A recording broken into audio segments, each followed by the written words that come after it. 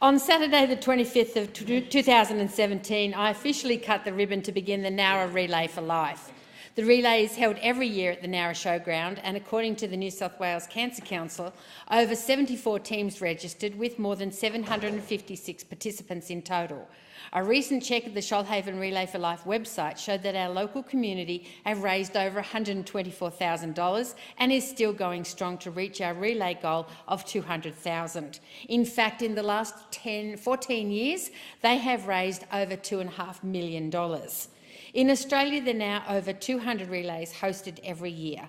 Many Australians participate in memory of a loved one who is lost to cancer, and that is reflected unbelievably in the small paper bags with the candles in just at sunset. There are others who want to show support for those affected by cancer, and then those that are walking to celebrate our friends and family who have survived cancer.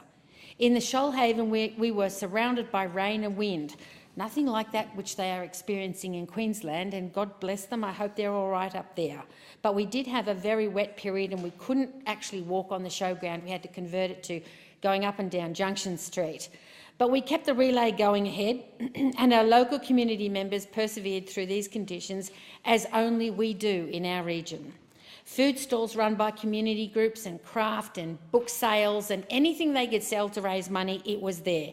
The wonderful Lions Club were there to provide sustenance for everybody, and a band that evening, which was Don't Change the INXS Story, as well as local performers, provided everyone with entertainment, and the rain stopped long enough to let us all dance. We get up and dance, and we watch the children dance during the performances during the day between different processes and between rain showers. It was all really good.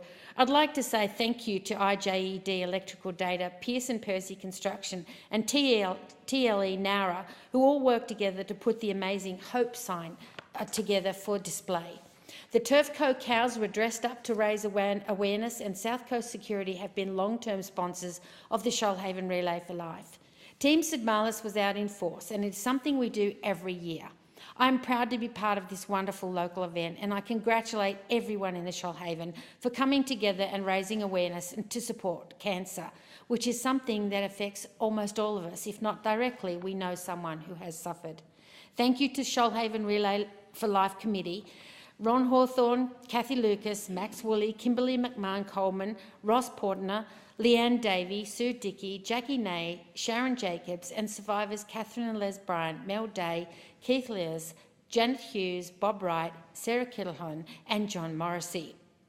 Another way of raising awareness for other forms of cancer, because prostate cancer is that one nobody ever talks about. So on Friday the 7th, along with Bayer Pharmaceuticals, we'll be launching a prostate awareness event in Nowra to make sure people in our region are well aware that early diagnosis and disease awareness and understanding actually can help prevent this illness. The efforts are being made to ensure an advanced prostate cancer treatment will be available. In 2016, we announced $20.5 million in funding for the McGrath breast care nurses in 55 locations, including Nowra. In October 2016, the breast cancer drug tamoxifen was added to the PBS system, and this drug aims to reduce breast cancer from those occurring in women who are highly at risk. According to the Breast Cancer Institute of Australia, it's estimated that over 250,000 women will benefit from this listing. We also announced $60 million to Lost, I can't pronounce the actual name, but the other name for it is Avastin, on the PBS for treatment of persistent, recurrent or metastatic cervical cancer.